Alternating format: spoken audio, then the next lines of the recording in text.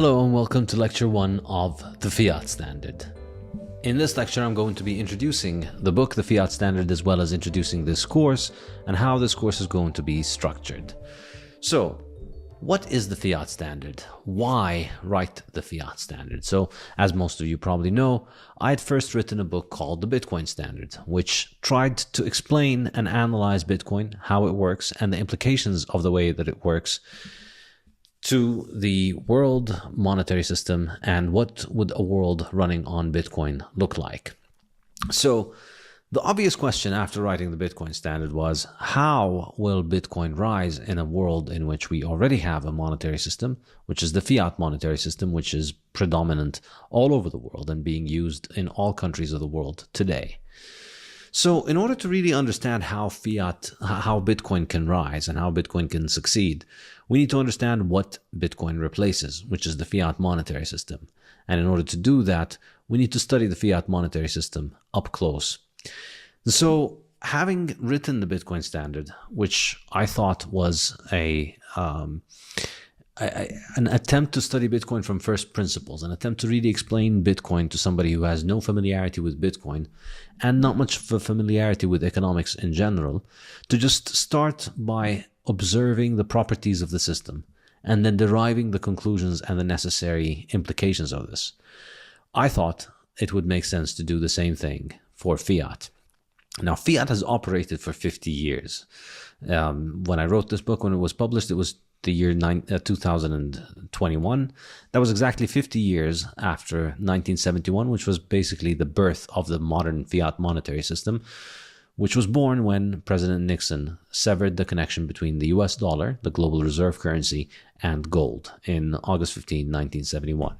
Now, one motivation of this book is, in 1929, G.K. Chesterton wrote a book called The Thing, and in it he tells the story of a man who finds a fence that appears to serve no purpose and decides to remove it. Another man tells him, "If you don't see the use of it, I certainly won't let you clear it away. Go away and think. Then, when you can come back and tell me that you do see the use of it, I may allow you to destroy it." The fact that the fence exists suggests that there is a use and a function that it serves. Before we can remove it, we need to understand what that function is, and then we can decide whether it is worthy of removal or not. And this was really the motivation for understanding the fiat monetary system in this book. Now, the fiat monetary system, granted, has not won its place on the free market. It was not a free market choice that led to the emergence of the fiat monetary system, but nonetheless, the fiat monetary system continues to work. So, beyond the relentless propaganda of its enthusiasts and the rabid venom of its detractors, this book attempts to offer something new: an exploration of the fiat monetary system as a technology, from an engineering and functional perspective, outlining its purposes and common failure modes, and deriving the wider economic, political, and social implications of its use. In other words, I'm going to basically be copying the approach of the Bitcoin Standard. And the Bitcoin Standard was and remains the best-selling book on Bitcoin. It's been translated to 30 languages. And I think the success of that book relied on the fact that I approached Bitcoin from first principles with fresh eyes. I tried to explain Bitcoin from scratch. I started with trying to understand what Bitcoin does, then figured out the implications of what Bitcoin's function leads to. It is a form of money that is effectively an alternative to central banks, and then explained the significance of what that means and what that means in the context of the historical evolution of money. So I thought I should apply the same framework to understanding fiat, the fiat monetary system, which Bitcoin replaces, approaching fiat from first principles, basically, from an engineering approach. How does the fiat system actually function in an operational sense? The success of Bitcoin in operating as a bare bones and standalone free market monetary system helps elucidate the properties and functions necessary to make a monetary system work. And by drawing an analogy between the way that Bitcoin works and the fiat system works, we can actually gain a lot of insight into how fiat works. And I found this to be an enormously powerful analytical tool, which I hope you will enjoy in this course and in this book. Basically, Bitcoin shows us what a monetary system needs to do in order to function. And fiat is a much more complicated and sophisticated monetary system. Now, if you think Bitcoin is complicated, I assure you fiat is much more complicated. It's much more convoluted. It is far more political, which makes it far more far more unpredictable than software, which is what Bitcoin is. And therefore, it's harder to understand when the functioning of this system is intertwined with so much political rhetoric and propaganda. But thinking through a Bitcoiner's eye, a Bitcoiner studying fiat allows us to see through a lot of the noise and focus on the signal, because we have Bitcoin as a frame of reference of how a monetary system can function. So the lectures of this course are going to each cover one chapter of the book. The book has 18 chapters, and each lecture is going to cover one chapter. The first six chapters of the book discuss the operation of fiat. How does fiat function? They are analogous to the last 3 chapters of the Bitcoin Standard. And so you could say that if the Bitcoin Standard, if you read it, you remember the first 7 chapters of it do not even discuss Bitcoin. They do not mention Bitcoin. It's a historical book about money and the history of money and the evolution of money. And then it introduces Bitcoin to explain the significance of Bitcoin for this technology that is money. So if Bitcoin had not been invented, the Bitcoin Standard, the first 7 chapters of the Bitcoin Standard could still have been written. And I could have moved on then to discuss the fiat monetary system, starting with chapter 7. And that's what we do in this book, starting with chapter 1 or 2, which is the first real chapter of the book. We begin with discussing how fiat operates. And to begin with, just like in the Bitcoin Standard did mention a little bit about the history of Bitcoin and the evolution of Bitcoin, but it's not a history book. And similarly, the Fiat Standard is not a history book. So we're not going to spend a lot of time explaining the history of the fiat monetary system and how it came about. But the first or the second chapter is going to delve into that, because I think it's important to understand the birth of the fiat monetary system to understand how it functions. So while this isn't a history book, it's still going to rely on history in order to situate the discussion and place it within the context of the politics that brought the system about in order to really be able to understand how it functions. So the key thing that we learn from lecture 2, which is the next lecture after this one, is that the fiat system was not a carefully, consciously, or deliberately designed financial operating system like Bitcoin.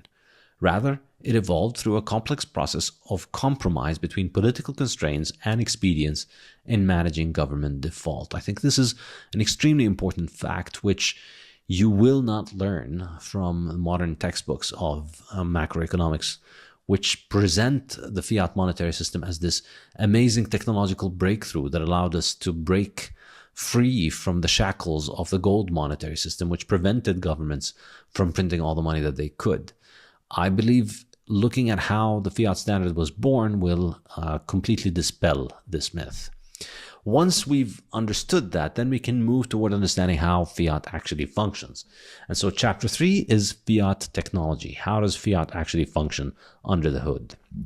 So we examine the network topography, the underlying technology behind how fiat operates. And in the fiat system, government does not just print currency and hand it out to a society that accepts it as money. This is the kind of common conception, simplified conception of how fiat works, that government just prints money and hands it out.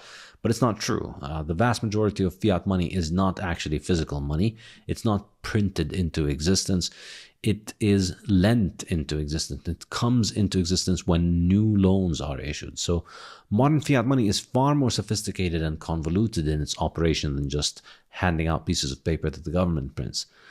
The fundamental engineering feature of the fiat system is that it treats future promises of money as if they were as good as present money, because the government guarantees those promises.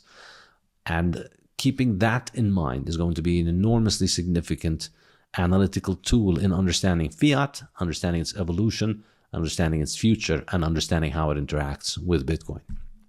In the next chapter, Fiat Mining, or lecture 4, We're going to discuss how fiat is mined. And again, remember, we're drawing an analogy here with Bitcoin. So in Bitcoin, we have a process of mining that brings about new Bitcoin into existence. In fiat, the equivalent of the process of mining is lending. New fiat money comes into existence when new loans are made. So we focus on this process of the creation of fiat in Lecture 4. And we explain how lending happens under the fiat monetary system. And of course, we realize quickly that in the Bitcoin system, we have something called difficulty adjustment, which I focus on extensively in the Bitcoin Standard. And I also discuss in the latter chapters of this book. And the difficulty adjustment is an enormously important part of Bitcoin. I like to call it the magic glue that holds all of the pieces of the puzzle together. It's what makes Bitcoin really tick. And in fact, I argue that it was probably the most important technical breakthrough of Bitcoin. All the other constituent technologies of Bitcoin, cryptography, proof of work, Hashcash, all of these things had existed before Bitcoin. Satoshi Nakamoto did not invent those things. What he did invent was that he put them all together and he added the difficulty adjustment, which is what allows the whole thing to hold together and function. And basically, fiat lacks the difficulty adjustment. It expands and contracts haphazardly. The supply goes up and down depending on the dynamics of the credit market, which we will discuss in this lecture. So when lending takes place, the supply expands, but lending is kind of a self-correcting mechanism, which is what prevents the fiat monetary system from being too inflationary, usually, is that when a lot of debt is issued and a lot of credit is created, if that leads to the collapse of credit markets, that leads to business cycles, and it leads to to the bust phase of the business cycle, which brings down the money supply and restricts it from growing too fast. Understanding these dynamics, I think, is enormously important. And of course, we get into the topic of the money supply under the fiat monetary system, how it grows, how it contracts, and what its relation is to price inflation or increases in the price. The Bitcoin Standard podcast is brought to you by thesafehouse.com, my independent publisher and bookshop, selling the best Bitcoin books in high-quality cloth hardcovers built to last for generations. Most books these days are pretty fiat. They're flimsy and they fall apart quickly, and I did not want that for my books, so I set up the Safe House especially to provide you with beautiful, long-lasting classic cloth hardcovers you can proudly pass down for generations. You can get copies of my 3 books, The Bitcoin Standard, The Fiat Standard, and Principles of Economics, and you can also get copies of Lynn Alden's Broken Money, Parker Lewis's Gradually Then Suddenly, and Matthew Lysiak's Fiat Food, to which I contributed a few chapters, and Mexican billionaires Ricardo Salinas Pliego's new book, The Bitcoin Enlightenment. We now offer bulk discounts so you can buy books for yourself and for the friends and family you'd like to learn about Bitcoin. Buy any 2 books for $50, any 5 books or more for $20 per book, and for more than 50 books, it's only $15 per book. Go to thesafehouse.com, the SAIF house.com, where you can get all of these books in high-quality cloth hardcovers, delivered worldwide, and get 10% off for paying with Bitcoin. The Bitcoin Standard podcast is brought to you by the Daylight Computer. I love to work early in the morning and late at night, or in the sun outdoors, but regular computer screens are terrible at these times, and they strain your eyes. For years, I've wanted a paper-like electronic screen on a simple computer I could use to write.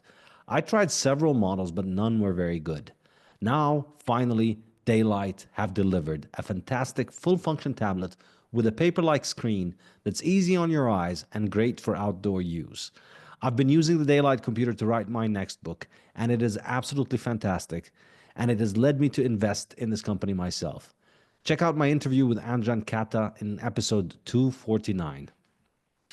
In Lecture 5, we look at fiat balances. In the Bitcoin monetary system, the balances of each address in the network is recorded by each other node on the network. So each node has a full record of every single Bitcoin in existence and every single address, how many Bitcoins they have. In fiat, we notice this is very different, and I think it's enormously instructive to think about it in Bitcoin terms. The astonishing thing about fiat balances is that they're negative. Fiat balances are, for most people, negative. Most people, well, maybe not necessarily for most people, but for most holders of large quantities of fiat, they actually hold negative balances of fiat. And the reason is that most people are in fiat debt. So generally, poor people hold fiat positive balances. They hold physical cash and small sums of physical cash, which is the only access they have to the fiat network. But holding physical cash or holding money in a bank account, in a checking account or a saving account in a fiat monetary system is essentially a liability, because all of that money is constantly being devalued by the extra inflation, by the increase in the supply of the currency.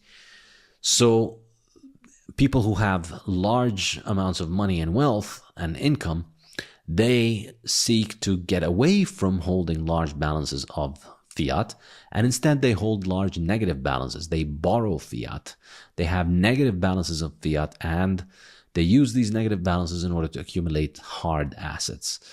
So people under the fiat monetary system, anybody who can, generally tries to get into as much debt as they can.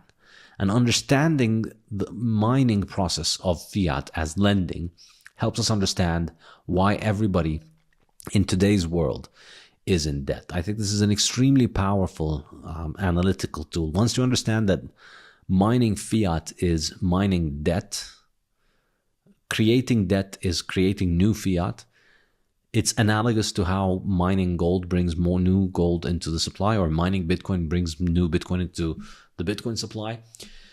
You can see why everybody wants to get into debt. It's the rational strategy of the Fiat Standard, and we're going to discuss this in detail in Lecture 5 and explain why fiat destroys saving. Fiat is a technology that has just destroyed the ability of people to save for their future.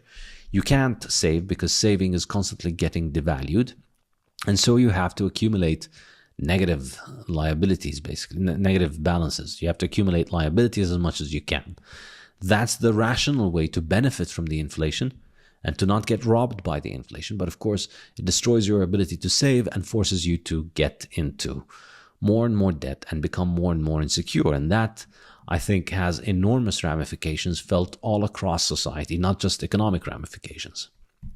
And then, Lecture 6, we move on to discuss what is fiat good for? What are the functions of fiat? And I had a similar chapter for explaining Bitcoin in the Bitcoin Standard.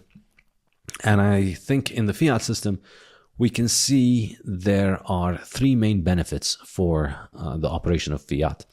The first one is government finance, which I discuss extensively in both the Fiat Standard and the Bitcoin Standard.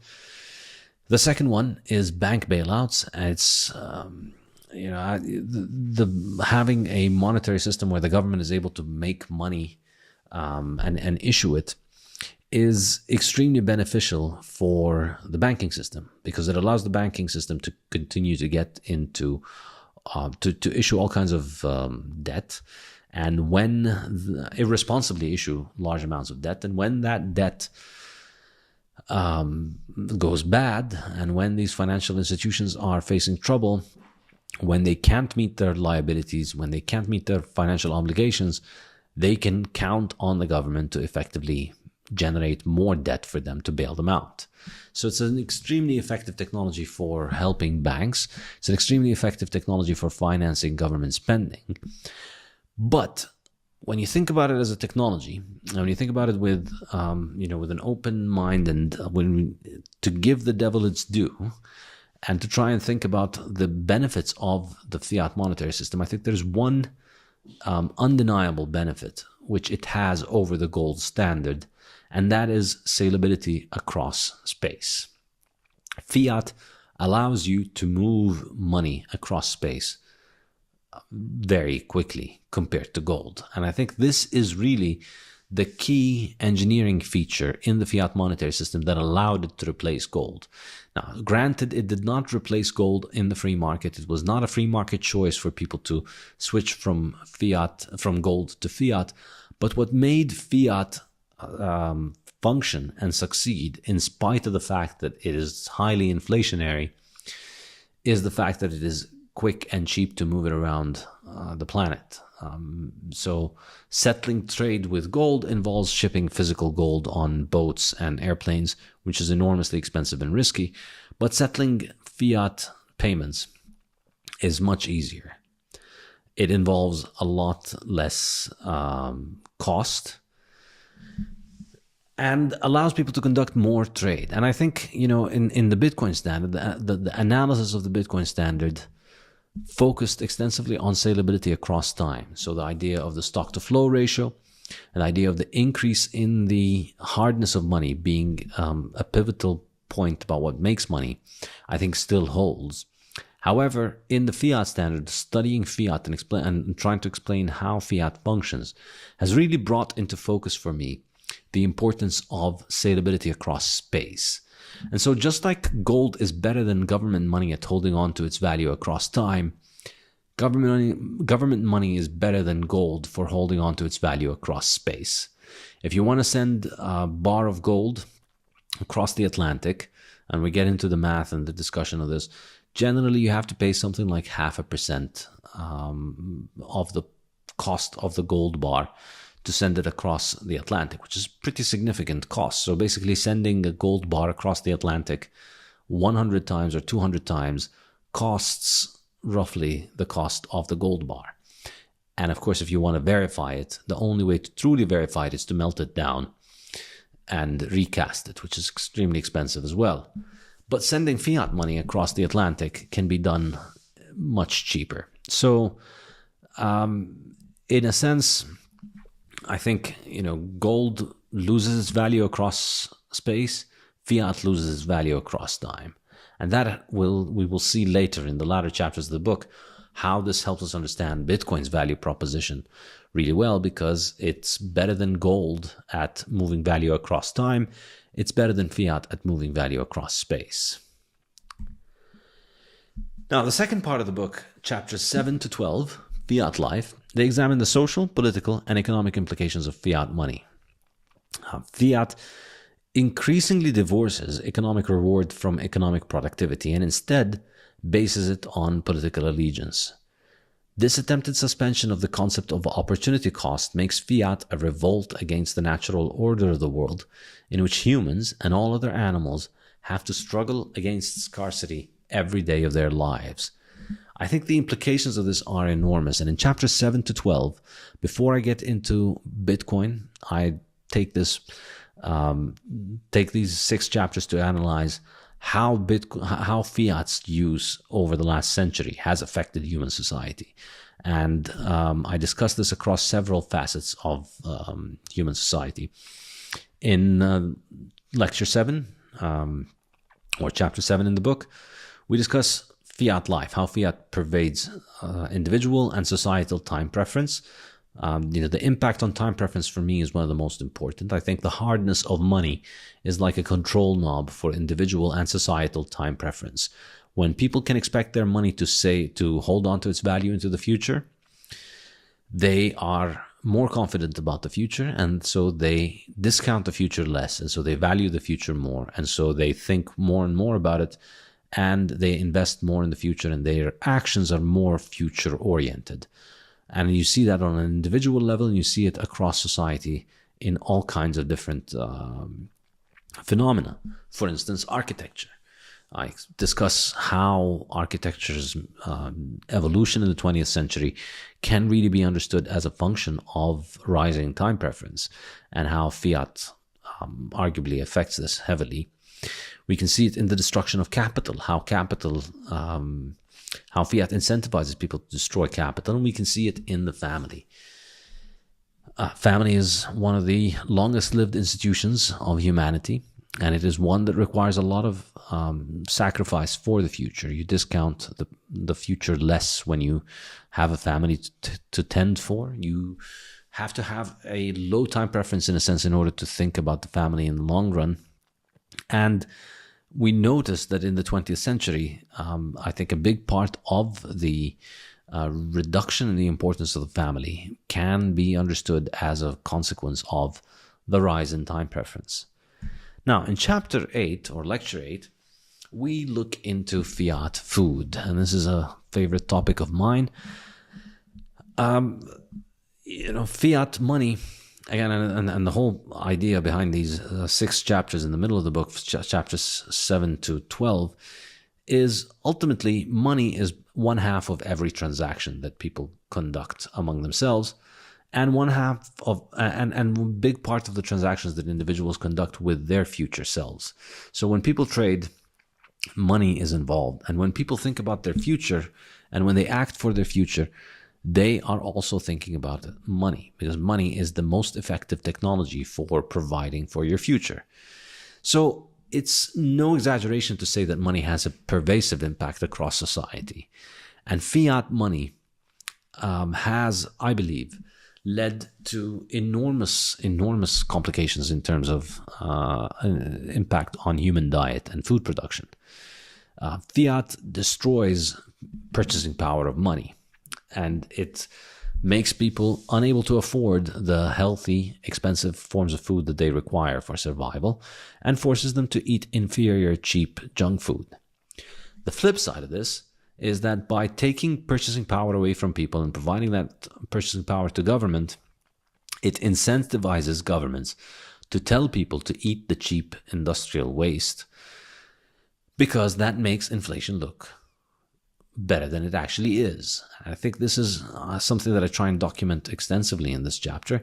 You see it over and over again. You see the examples of how governments have pushed unhealthy, cheap industrial food in this 20th century in order to cover up the inflation that was really very politically unpopular. So if you make people switch from expensive food to cheaper food, their basket of goods looks like it is a lot cheaper, and therefore that helps the government pretend like inflation is not such a big problem. And of course, the inflation itself is what finances the government and allows it to interfere in things like the diet of its citizens, which is always presented as if it is motivated by good intentions. But I think we'll see that a lot more nefarious ideas driving this kind of intervention. So it allows, inflationism is what allows governments to centrally plan and direct food markets, and it allows government to centrally plan farming. It influences government food guidelines. And I think a very important point is that it strongly affects the quality of the soil. The soil is a form of capital, and when money is being destroyed, people have less mechanisms for saving for their future. People start discounting the future more. And one way in which they discount the future is that they run down the capital stocks that they have. And soil is a great example of capital. So in the 20th century, we see more and more growth in unsustainable farming, because it makes more sense when the money is being inflated away, when you don't have a decent store of value, when you can't provide for your future. It makes more sense to basically strip mine the soil and spend the resources that are in it in the present rather than save them for the future. And also, of course, the inflationism leads to government developing this insane modern pseudoscience that we have, which is nutrition science, which has caused enormous damage to the world in the last 50 years by telling people to essentially substitute the foods that their ancestors have eaten for centuries with basically industrial waste. In chapter 9, I focus on this issue of science and the intervention and what fiat allows governments to do in science and education. We look at how it has influenced fiat schools, how fiat influences schooling, and what has happened to the modern school. We look at what has happened to the modern university. We look at what happens to modern academics and how the academic process has been completely subverted, how publications have just become an enormous paper mill of churning out millions of pages that nobody reads in order to tick boxes to continue to secure more and more funding, and how the financing of science through one central authority has essentially destroyed the scientific process as a process of free inquiry and a free market of ideas, where people and scientists and intellectuals compete with their ideas against one another, and replace that entire process with a top-down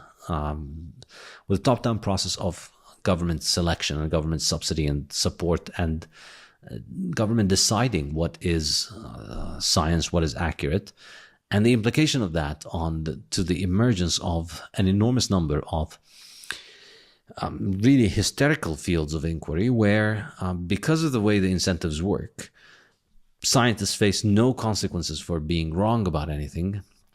They just face a consequence for not getting published. That motivates scientists to constantly overhype threats, to constantly overplay the risks that emerge from their field of research, and results in an enormous amount of hysteria, really, around all kinds of different topics, where constantly we hear scientists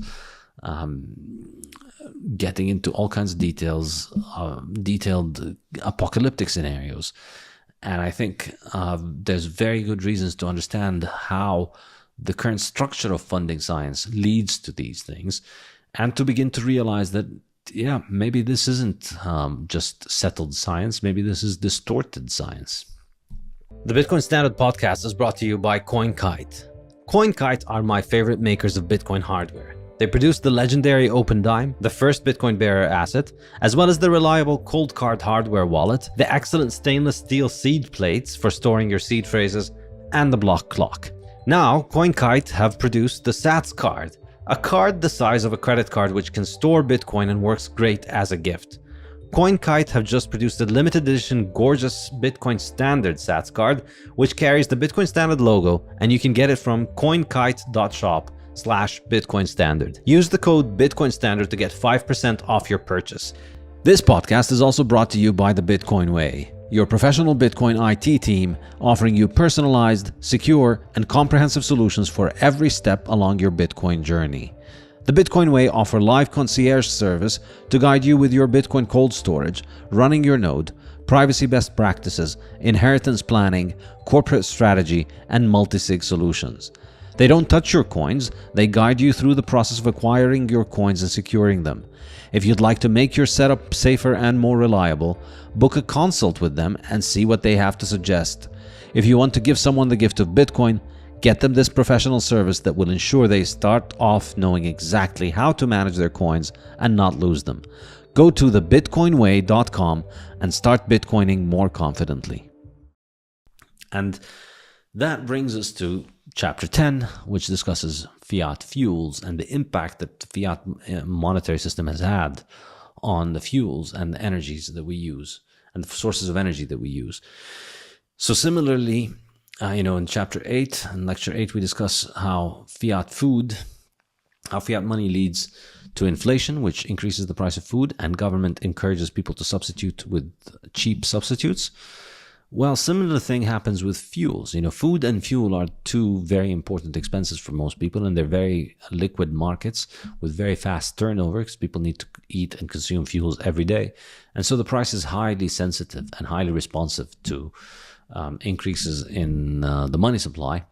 And as a result, these are highly politically sensitive goods. And as a result, governments have chosen to follow the path of trying to get people off of these goods rather than stopping inflation. So in the same way that they tell you to stop eating good, expensive, healthy food that you need, they are also telling you to avoid the essential fuels that have built the modern world, without which we cannot survive.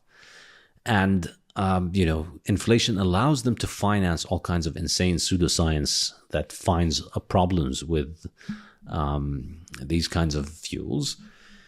And we're going to discuss this in detail in Lecture 10. We're going to look at what is the rationale for all of this hysteria around oil and gas and coal, and how realistic are the options of these alternatives, these essentially pre-industrial alternatives that are presented as the way to get out of the dependence on these supposedly really dangerous fuels, and how all of this is related to inflation, both in the fact that inflation drives the cost of the fuels higher, and in the fact that the inflation allows the government to dictate the the science that tells people that these things are not good for them. In chapter 11, possibly the longest chapter in the book and the most detailed, it discusses the geopolitical implications of a fiat monetary system. Fiat states have, the fiat monetary system has created an international order where the United States has an enormous amount of dominance over the rest of the world, because the United States essentially runs the only full node in the fiat monetary system. The only fiat full node, the only member of the fiat network that can decide the validity of transactions is the fiat network and is the Federal Reserve. And so that gives the US Federal Reserve and the US government an enormous amount of power and leverage over the rest of the world. And it has resulted in the creation of this enormously powerful industry that is called the development industry, which essentially functions with very little link to economic reality, because it is financed with a credit line from the Federal Reserve, effectively, that allows it to operate while suspending the rules and laws of economics. The organizations like the IMF and the World Bank don't face any serious budget constraints, because they can always draw on their credit line that allows them to lend out as much money as possible. And so they continue to grow. They face no budget limits. They have no real accountability to voters or to shareholders. And they exist in a world in which they need to make up more stories in order to justify getting more credit, more money from their constituent governments, primarily, of course, the US government. And that allows them to just run roughshod over the rest of the world's governments, because they have enough money to essentially be the most important player in any of these governments' economies. It allows the monetary system, it allows these organizations to supersede local politics. They face no accountability. And in this chapter, we end with an attempt to look at a real impact assessment of what this industry has achieved in its during its existence. And the results are not very positive. In chapter 12, or lecture 12, we sum up by looking at a cost-benefit analysis of the fiat monetary system. Now, generally, you must have heard a lot of people talk about how Bitcoin wastes a lot of energy, and Bitcoin is a big waste, and Bitcoin is a massive waste of resources. Well, in this chapter, we're going to turn the tables. We're going to look at the fiat monetary system, which for most people is just considered an inescapable fact of life. They think that it's just normal and inevitable that government needs to control the money supply and that it needs to print as much money as it wants. In lecture 12, we try and run a cost-benefit analysis on the use of fiat. What are the benefits of the fiat system? And there are some, believe it or not. We try and be as fair as possible and try and figure out what those benefits are. And then what are the costs of this fiat system? And then we try and answer the question of, is the fiat monetary system worth it? And that's the end of the second part of the book. Now, in the third part of the book, we'll call it the Fiat Liquidator, we get into Bitcoin. This is still a Bitcoin book, ultimately, even though the first 12 chapters are about fiat, just like the Bitcoin Standard, the first 7 chapters were about Bitcoin. The last 6 chapters of this book are going to be about Bitcoin, and the first 12 chapters are really there to lay the groundwork for understanding how Bitcoin functions. So how does Bitcoin interact with fiat as it rises? That is really the question of the third part of the book. We first begin with trying to illustrate the Bitcoin value proposition and why Bitcoin fixes all of those problems that we've seen with fiat.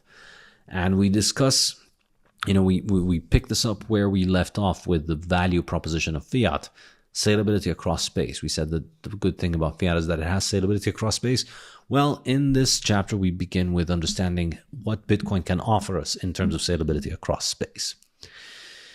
Secondly, we get into the concept of the separation of money and debt. This is a key point. The fiat monetary system just makes money and debt one thing, and I think that has enormous implications for society. In this chapter, we explain why Bitcoin is such a solution to this and an effective solution to this, because it separates money and debt. And then in the and in the rest of the chapter, we explain how Bitcoin is really the anti-fiat technology, whereas fiat is just turning government debt into money. Bitcoin is the demonetization of government debt, the demonetization of government rules as money, and the reintroduction of a market commodity as money. But unlike gold, the advantage that Bitcoin has is it has faster salability across space, better salability across space, so it can be used for payments much better across space than gold can. And finally, the advantage that Bitcoin offers us is that it is a neutral global currency. It depoliticizes the use of money and takes money out of the geopolitical game. So that's the value proposition for Bitcoin, why Bitcoin can fix this. And then in lecture 14, we discuss Bitcoin scaling. Why Bitcoin is, I argue, destined to continue to grow. The fact that it is hard money means that more and more people are going to demand it, and more people are going to want more and more of it, and it's going to continue to increase in value, and it's going to continue to increase in importance. And I cannot see it remain a small niche monetary network. Because of that, we must understand Bitcoin block space as a scarce market good, and we need to understand the market for Bitcoin block space. And that's really the main focus of this chapter. And I think the correct analytical framework for understanding how Bitcoin scales is thinking of block space as a scarce market good. And then we move on to explaining how inevitably Bitcoin is going to scale through second layer solutions. And then the focus of the rest of this chapter is on looking at the Lightning Network and the economics of the Lightning Network as a scaling solution for Bitcoin. In chapter 15, we move toward discussing Bitcoin banking. What would banking look like in a Bitcoin world? Thinking of Bitcoin as a savings technology, what it would result in the use of Bitcoin as a more prominently used savings technology, how that would affect banks. I think it would lead to higher cash reserves. I think it would lead to banks having more and more cash on hand, less fractionalized lending. I think it would lead to demonetization of non-monetary assets. This is a very important point that we witness under the Fiat Standard.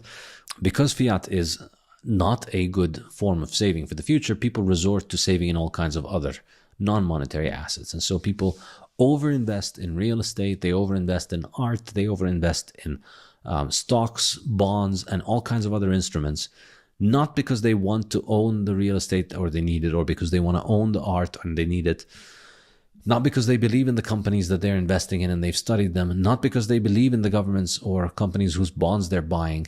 They need to invest in those things because if they didn't, their money would just lose value.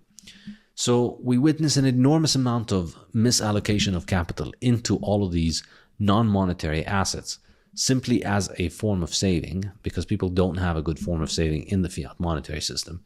And Bitcoin allows us to demonetize these.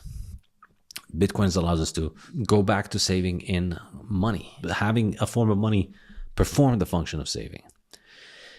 And then we discuss bonds. I think perhaps the most important implication of Bitcoin might just be, well, I use the word most important a lot of times.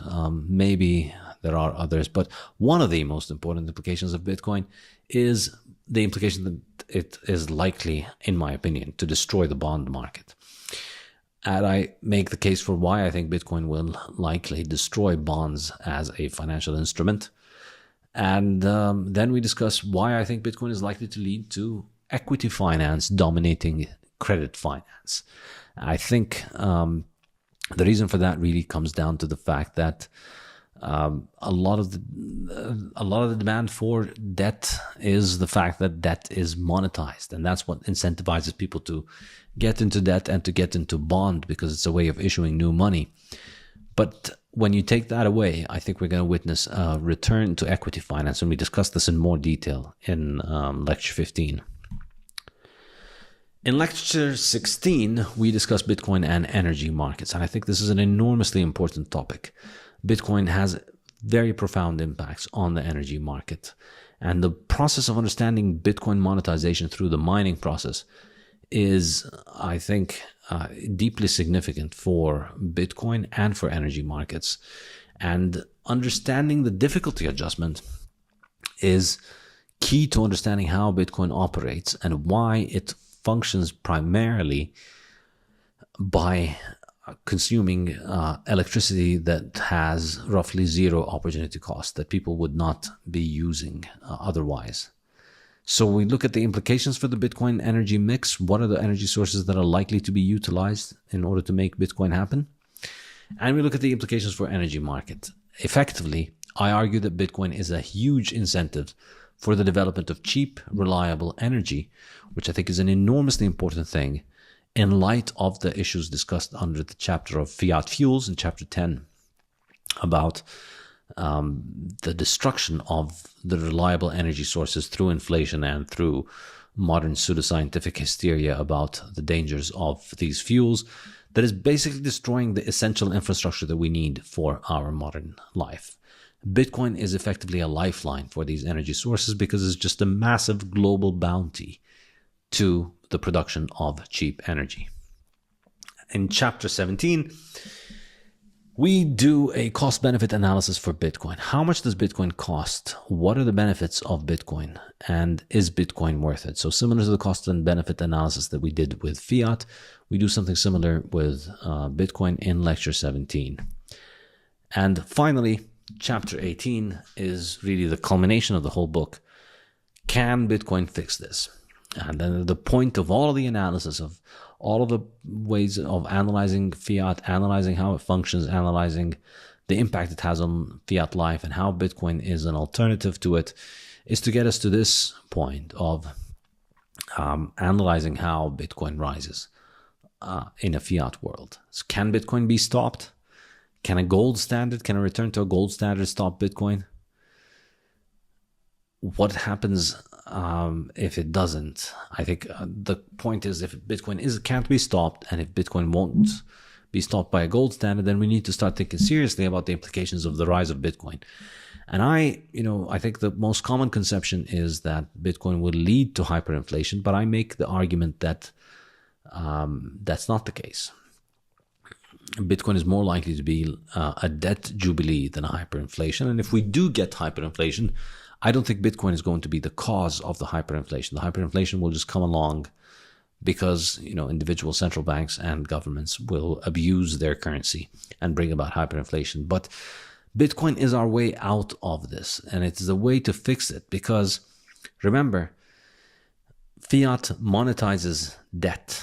Bitcoin demonetizes debt. And so rather than a collapse of the monetary system, Bitcoin allows us to smoothly transition and upgrade to a superior monetary system.